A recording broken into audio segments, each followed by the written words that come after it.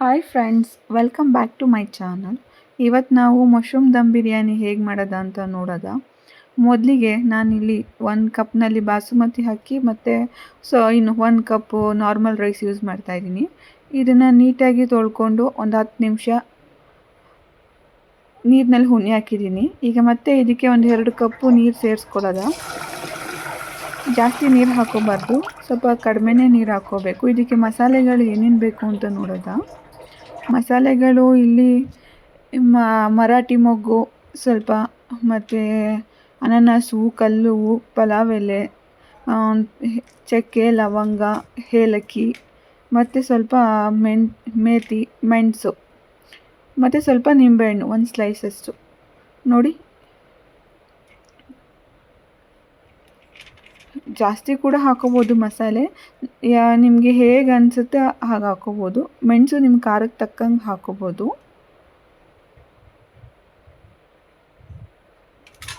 ಇದಿಷ್ಟು ನಾನು ನೆನೆಸಿಟ್ಕೊಂಡಿದ್ದೀನಲ್ಲ ಬಾಸುಮತಿ ರೈಸು, ಅದರೊಳಗಡೆ ಮಿಕ್ಸ್ ಮಾಡ್ತಾಯಿದ್ದೀನಿ. ಮಿಕ್ಸ್ ಮಾಡಿಕೊಂಡು ಇದನ್ನು ಫ್ಲೇಮ್ ಮೇಲೆ ಇಟ್ಕೊಳ್ಳೋದ.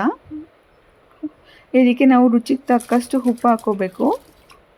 ಈಗ ಇದನ್ನು ಜಾಸ್ತಿ ಬೇಯಿಸ್ಕೋಬಾರ್ದು, ಒಂದು 50% ಅಷ್ಟೇ ನಾವು ಇದನ್ನು ಕುಕ್ ಮಾಡ್ಕೋಬೇಕು.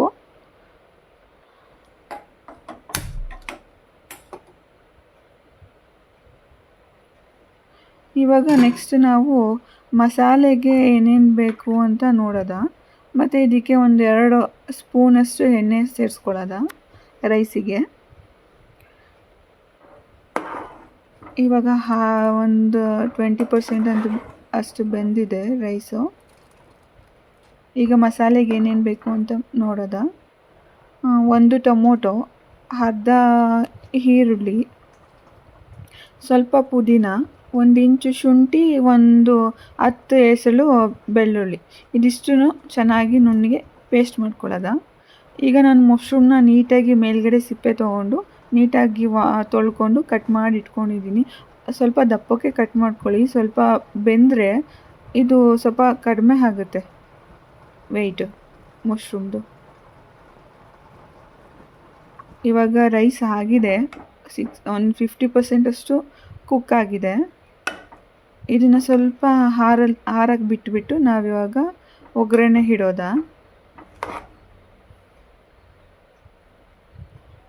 ಒಗ್ಗರಣೆಗೆ ನಾನಿಲ್ಲಿ ಒಂದು ಕಡಾಯಿ ಇಟ್ಕೊಂಡಿದ್ದೀನಿ.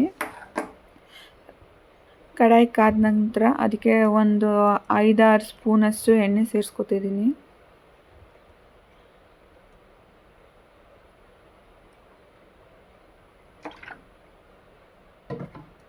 ಎಣ್ಣೆ ಕಾಯ್ತಿದೆ. ಈಗ ಇದಕ್ಕೆ ಒಂದು ಸಣ್ಣದಾಗಿ ಹಚ್ಚಿರೋ ಈರುಳ್ಳಿ ಹಾಕ್ಕೊಳ್ಳೋದ. ಈರುಳ್ಳಿನ ಚೆನ್ನಾಗಿ ಬಾಡಿಸ್ಕೋಬೇಕು, ಚೂರು ಕಲರ್ ಚೇಂಜ್ ಆಗೋ ತನಕ.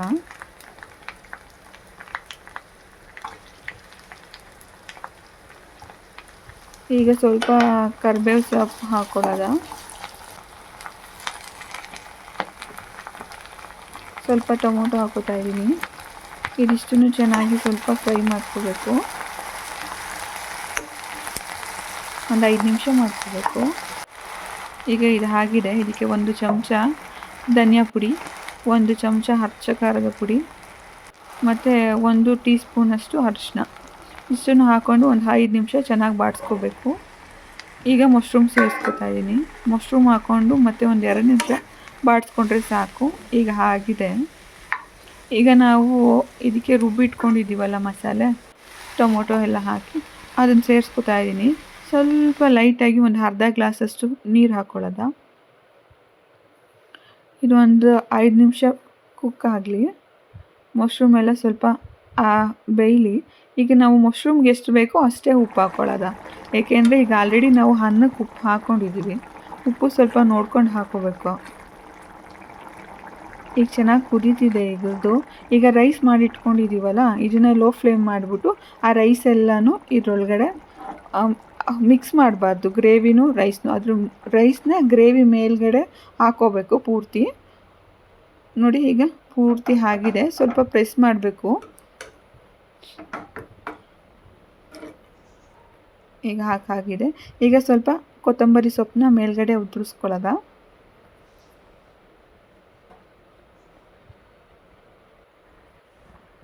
ನೋಡಿ ಈಗ ಆಗಿದೆ.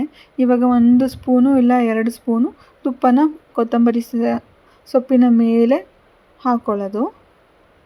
ಈಗ ಲಿಡ್ ಕ್ಲೋಸ್ ಮಾಡಿ 10 ರಿಂದ 15 ನಿಮಿಷ ಸಣ್ಣ ಉರಿಯಲ್ಲಿ ಇದನ್ನು ದಮ್ ಮಾಡಬೇಕು.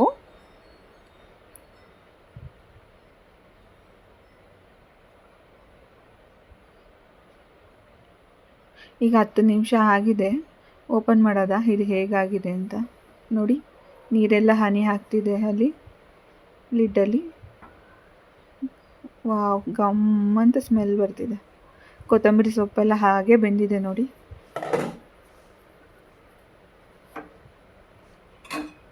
ರೈಸ್ ಕೂಡ ತುಂಬ ಕುಕ್ ಆಗಿದೆ ಚೆನ್ನಾಗಿ. ನಾನು ಆಯಿಲು ಮತ್ತು ತುಪ್ಪ ಎರಡೂ ಕಡಿಮೆ ಯೂಸ್ ಮಾಡ್ತಿದ್ದೀನಿ ನೋಡಿ. ಇದನ್ನು ಪೂರ್ತಿ ಮಿಕ್ಸ್ ಮಾಡಬಾರ್ದು, ಒಂದೇ ಸೈಡಲ್ಲಿ ತೊಗೋಬೇಕು ನೋಡಿ. ಇದು ಆಗಿದೆ. ಬಿಸಿ ಬಿಸಿಯಾದ dum biryani, mushroom dum biryani ready to heat. Please subscribe my channel. Thank you for the watching.